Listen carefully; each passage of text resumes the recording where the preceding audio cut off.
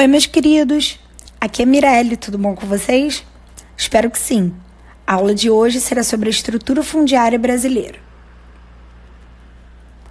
Quero começar rememorando um conceito que acabou sendo uma das principais consequências da Revolução Verde, assunto que nós tratamos na aula passada, a modernização conservadora, já que o Brasil é marcado pela copresença de realidades contraditórias, como atividades agrícolas altamente modernas, com elevadas produtividades e grande destaque internacional, ao mesmo tempo em que ainda possui graves problemas socioeconômicos, como a concentração fundiária e relações de trabalho análogas à escravidão. Assim, a partir da lógica da modernização conservadora, vamos apontar algumas características do espaço agrário brasileiro que foram se constituindo ao longo da história do país. Podemos destacar, em primeiro lugar, a elevada concentração fundiária, ou seja, existe uma grande quantidade de terras que pertencem a um grupo pequeno de pessoas. Vale ressaltar que essa concentração não é recente, tendo iniciado como processo desde o momento em que o Brasil começou a ser colonizado. Mas veremos isso mais a fundo nos próximos slides. O gráfico no slide evidencia exatamente isso que eu acabei de falar para vocês, já que quase 50% das propriedades do Brasil têm menos de 10 hectares, representando menos de 3% das áreas ocupadas, enquanto menos de 1% do número de propriedades abrange aproximadamente 44% das áreas ocupadas por propriedades com mais de 1.000 hectares. A segunda característica é o privilégio aos cultivos de exportação, que são altamente mecanizados e movimentam muitos capitais com a comercialização de commodities, em detrimento da agricultura de subsistência, que é caracterizada por técnicas rudimentares e de baixa produtividade voltadas para consumo próprio. No gráfico do slide, podemos ver o crescimento da exportação de soja e milho ao longo dos anos, inseridos na lógica produtiva dos complexos agroindustriais. A terceira característica é a improdutividade de muitas propriedades, já que dos 30% de terras que são voltadas para o uso agropecuário, a maior parte é utilizada para pastagens, ou seja, pecuária extensiva. Muitas vezes, essa pecuária nem é utilizada em busca de lucro decorrente da criação do gado, mas como uma forma de mostrar que a propriedade é produtiva.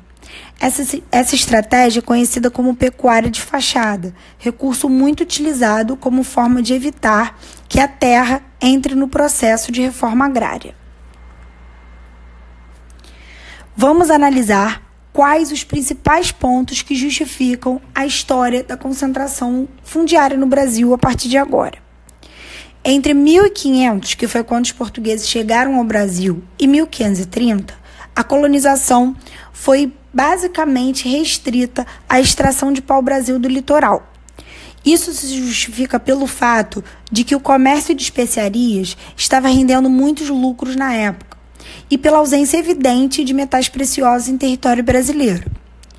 Porém, com o declínio do comércio de especiarias ao longo de 30 anos e ataques invasores à colônia portuguesa, aproximadamente em 1530 iniciou-se a colonização efetiva do país. Naquela época, apesar do território brasileiro ser menor do que é atualmente por conta do Tratado de Tordesilhas, ainda assim ele era bastante grande. Isso tornava a colonização bastante custosa e difícil, o que fez a coroa portuguesa dividir o país em um pouco mais de uma dúzia de capitanias hereditárias, que representavam grandes extensões de terra que deveriam ser colonizadas pelos capitães donatários. Esses teriam o direito de conceder grandes lotes às sesmarias para terceiros de sua confiança, que o ajudariam no processo de ocupação, povoamento e colonização. Assim, pessoal, percebemos que logo de início o Brasil já foi estruturado em grandes propriedades, característica que se mantém até os dias de hoje. Na relação de exclusivo metropolitano que se estabeleceu durante o período colonial entre Brasil e Portugal, o Brasil foi colocado na posição de agroexportador, implantando um modelo produtivo chamado de plantation, que perpetuou a predominância da estrutura de latifúndio monocultor voltado para exportação e baseado em mão de obra escrava até o século XIX, com o plantio do café no Sudeste. Esse modelo, além de reforçar a concentração de terras, também fortaleceu relações de trabalho desiguais no campo, a partir da exploração da mão de obra negra africana. Essa característica repercute até os dias de hoje, com a marginalização da população negra na sociedade brasileira, que é renegada às classes sociais mais baixas e na forte dependência econômica que o Brasil ainda possui da exportação de produtos de origem primária, o que faz dele um país semi-periférico. A questão do acesso à terra no Brasil ficou solta até metade do século XIX, quando, em 1850, foi elaborada a Lei de Terras.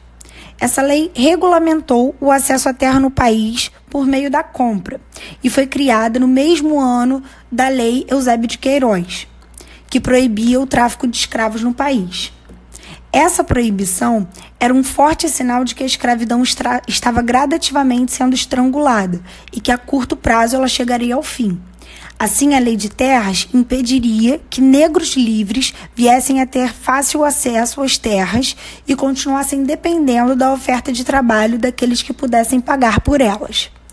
Dessa forma, a Lei de Terras mercantilizou o acesso à terra no Brasil e, consequentemente, limitou o acesso à mesma aos mais abastados, contribuindo para a ampliação das desigualdades socioeconômicas no país. Levando em consideração que vocês já entenderam os elementos que estruturaram o espaço agrário brasileiro e que ele é bastante concentrado e desigual, vamos falar agora sobre reforma agrária. A reforma causa uma democratização do acesso à terra. Esse é o seu objetivo, alterando a estrutura fundiária por meio da redistribuição de terras para que elas exerçam uma função social, não atendendo apenas às demandas produtivas do sistema capitalista. Isso significa que uma reforma visa resolver as desigualdades existentes na distribuição de terras no Brasil. Assim, as terras concentradas nas mãos dos latifundiários, principalmente aquelas subutilizadas, que acabam sendo improdutivas, na teoria deveriam ir para a reforma agrária. Porém, apesar de apenas distribuir terras, não é o suficiente para gerar igualdade e solucionar os problemas existentes no campo. É necessário também que o produtor, principalmente o pequeno, consiga se manter produtivo. Caso contrário, ele vai passar pelo processo de fagocitose rural e o grande produtor vai englobar facilmente suas terras novamente. Nesse quesito, o Estado é extremamente importante, devendo ajudar os pequenos produtores por meio de subsídios e incentivos agrícolas. Mas quais instrumentos jurídicos foram criados para embasar a reforma agrária? É disso que nós vamos tratar agora. O Estatuto da Terra, criado em 1964, surgiu como uma solução para o temor da expansão da Revolução Cubana, ocorrida em 59, no resto da América. Os Estados Unidos estimularam reformas nas estruturas agrárias dos países latino-americanos com o objetivo de constituir uma vigorosa classe média rural. Com anseios capitalistas e aspirações consumistas, essa classe média seria um freio à expansão da Revolução Socialista na América Latina. Era preferível a oligarquia rural entregar os anéis do que acabar perdendo os dedos, a partir da oferta do Estado em propor uma solução democrática à opção socialista.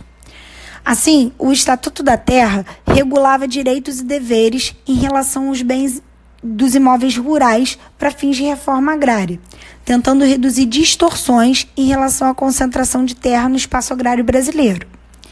Ela levou em consideração a função social da terra, favorecendo o bem-estar do dono e do trabalhador, a produtividade e a conservação de recursos naturais.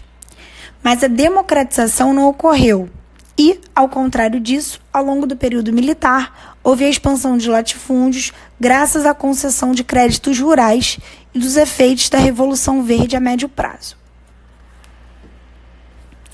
A Constituição de 88, conhecida como Constituição Cidadã, criou instrumentos legais para o Estado realizar a reforma agrária, garantindo que pequenas e médias propriedades que haviam sido estabelecidas nos critérios do Estatuto da Terra e grandes propriedades que estivessem cumprindo sua função social não pudessem sofrer reforma agrária. Dessa forma, as desapropriações deveriam ocorrer em terras improdutivas, o que na prática era difícil de ser estabelecido, pois a maioria dos proprietários contestava na justiça a desapropriação de suas terras, argumentando que essas não eram improdutivas ou que o preço da indenização não era correspondente ao valor de mercado, o que fazia o processo se arrastar durante anos. Um famoso movimento social que reivindica a reforma agrária no espaço rural brasileiro é o MST, Movimento dos Trabalhadores Rurais Sem Terra, que foi criado no Paraná em 1984. Sua origem está associada à expansão dos latifúndios no sul do país, mas sua atuação percorre todo o Brasil e sua estratégia é a ocupação de propriedades privadas no campo, constituindo uma reforma agrária popular. No entanto, o MST não é o único e também não foi o primeiro, pois anteriormente houve as ligas camponesas, com expressiva atuação na região Nordeste. Vale ressaltar que no conflito pela terra no espaço rural brasileiro, existem aqueles que reivindicam o direito à propriedade, sendo representados basicamente pelos latifundiários.